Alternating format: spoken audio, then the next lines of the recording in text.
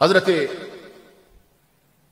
مسلم بن عمر فرماتے ہیں ایک بزرگ کہ میں اپنے گھر میں بیٹھا تھا، مجھے خیال آیا کہ ہمارے محلے میں جو گورکن ہے جو قبریں کھودتا ہے، اس کی پوری زندگی گزری ہے قبرستان میں قبریں کھودتے ہوئے، تو چلو اس سے پوچھو تو صحیح کہ کبھی کوئی عجیب شے بھی دیکھی ہے قبرستان میں؟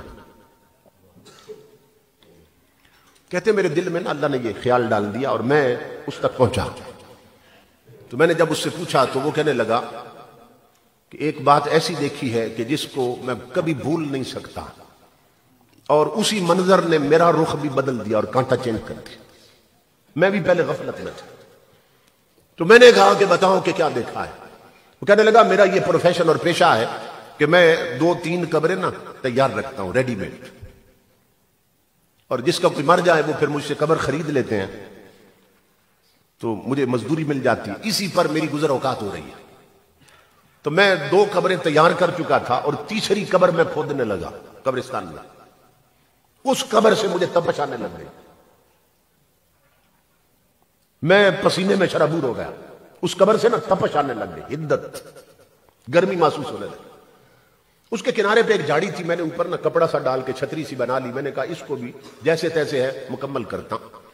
بہرحال میں پسینے میں ڈوب گیا، اس سے ایک تپش آ رہی تھی مجھے، تو کہتے ہیں اس قبر کو بھی میں نے مکمل کیا، تیار ہو گئی، اب 3 قبریں تیار تھیں۔ میں سامنے ایک درخت کے سائے میں بیٹھا تھا کہ میرا گاہک کب لگتا ہے۔ وہ بزرگ کہتے ہیں قبریں کھودنے والے کہ میں نے دیکھا اللہ کی عزت کی قسم، آسمان سے 2 سوار اترے ہیں،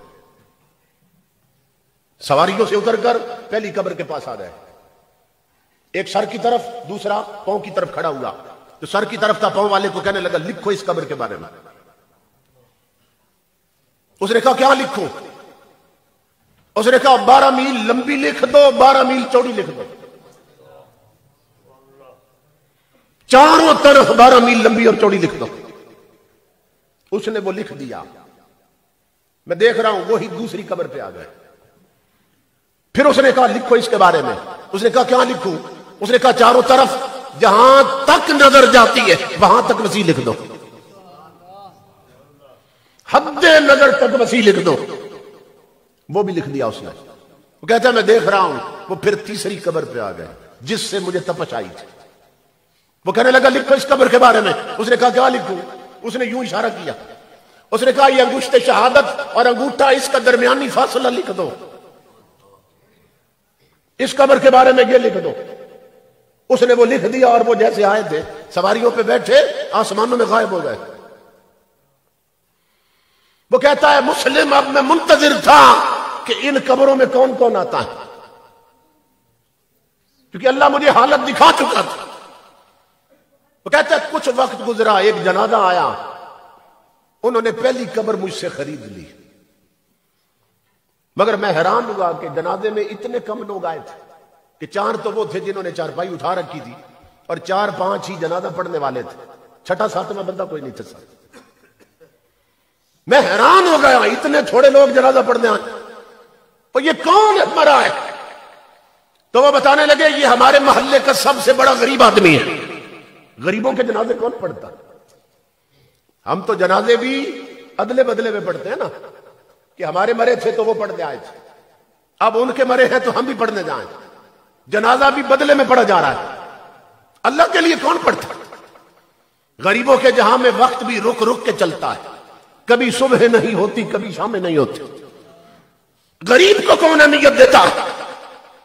کہا اتنا غریب تھا کہ کوئی امیر اس کا جنازہ پڑھنے نہیں آیا، اور ہم نے چندہ کر کے فنڈنگ کر کے نا اس کی قبر کی مزدوری بھی اسی میں سے تمہیں دی ہے، اور کفن دفن کا بھی فنڈنگ سے کی۔ اتنا غریب آدمی وہ کہتا ہے میں نے کہا یہ تو بتاؤ یہ غریب تو تھا، اس کا کردار کیسا تھا؟ تو وہ بندے کہنے لگے اللہ کی عزت کی قسم، اور یہ پیسے اور دولت کا غریب ضرور تھا مگر یہ سجدوں کا غریب نہیں تھا، یہ تلاوت کا غریب نہیں تھا، یہ درود کا غریب نہیں تھا، یہ گلیوں میں چلتے ہوئے بھی مصطفیٰ پر درود پڑھتا رہتا تھا، یہ ہر وقت وضو میں رہتا تھا، یہ روزانہ تلاوت قرآن کرنے والا، یہ دولت کا غریب تھا مگر سجدوں کا غریب نہیں تھا، خدا کی بندگی کا غریب نہیں تھا۔ وہ کہتا ہے میں نے مزدوری واپس کر دی، مجھے سمجھ آ گئی یہ کوئی اللہ کا پیارا آیا جسے 12 میل لمبی اور 12 میل چوڑی مل رہی ہے. خیر وہ دفن کر کے چلے گئے. اب میں منتظر تھا اب کب گاہک لگتا ہے. کا کچھ وقت گزرا ایک جنازہ اور آ گیا. انہوں نے دوسری قبر مجھ سے خرید لی مگر میں حیران ہوا کہ اس میں صرف وہی لوگ جنازہ پڑھنے آئے تھے جنہوں نے چارپائی 4 بندوں نے اٹھا رکھی تھی. 5واں بندے کوئی نہیں تھے. کہتے ہیں میں حیران ہو گیا. میں نے کہا یار یہ کون مر گیا؟ اتنے تھوڑے بندے آئے ہیں جنازہ پڑھنے, یہ کون ہے؟ تو وہ کہنے لگے یہ ہم بھی نہیں جانتے یہ کون ہے. یہ مسافر تھا کوئی جو پردیس میں مر گیا ہے, یہ ہمیں نہیں معلوم یہ کون ہے. وہ بابا کہتا ہے میری چیخ نکلی. میں نے کہا تم تو نہیں جانتے یہ کون ہے مگر میں جانتا ہوں یہ کون ہے. یہ کوئی محمد عربی کا سچا غلام آیا ہے. یہ کوئی رب کا عاشق ہے کہ جسے حد نظر تک وسیع قبر مل رہی ہے. تم نہیں جانتے مگر میں جان گیا کون ہے. وہ آئے دفن کر کے چلے گئے.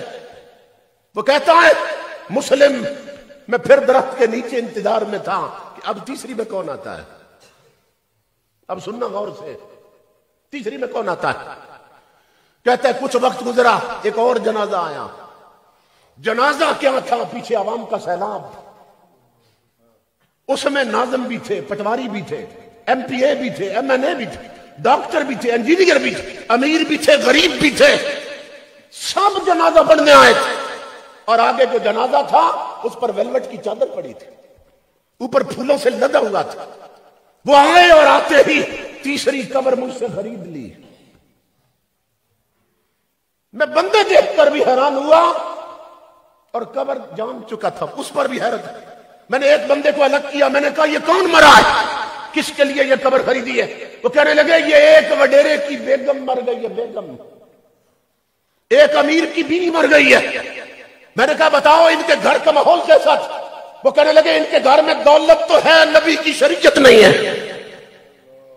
اور اتنی دولت ہے کہ اس دولت نے ہی نے رب رسول کا باغی بنا دیا. یہ خود بھی غافل تھی, بن سنور کر بازاروں میں پھرنے والی, بے پردہ اور غافل سہیلیوں کے ساتھ زندگی گزارنے والی. ان کے گھر کے مصلے ویران رہتے تھے. الماری میں رکھا ہوا قرآن پڑھنے والوں کا منتظر رہتا تھا. یہ خود بھی غافل تھے اور ان کی اولاد بھی غافل. وہ بابا کہتا ہے مسلم یہ منظر دیکھ کر میرا کانٹا بھی بدل گیا اور مجھے یہ حقیقت سمجھ آنے لگ گئی کہ یہاں قبرستانوں میں زمین کے نیچے اوپر جو مرضی ہے بنتے پھرو. یہاں زمین کے نیچے نہ دولت چلتی ہے, نہ کسی کی ذات چلتی ہے, نہ عہدہ. یہاں چلتی ہے تو صرف مصطفیٰ کی غلامی چلتی ہے. یہاں صرف حضور کی چاکری چلتی ہے. کہتا اس منظر نے میرا کانٹا بھی بدل دیا. محفلیں چھوڑ کر ٹی وی پر اور ٹچ موبائلوں پر بیٹھنے والوں اور آنکھوں کے زنا میں مبتلا لوگوں اور کنجریوں اور طوائفوں کے گانے سننے والوں, ڈرو اس وقت سے تمہاری قبر کا بھی یہ فیصلہ نہ کر دیا جائے.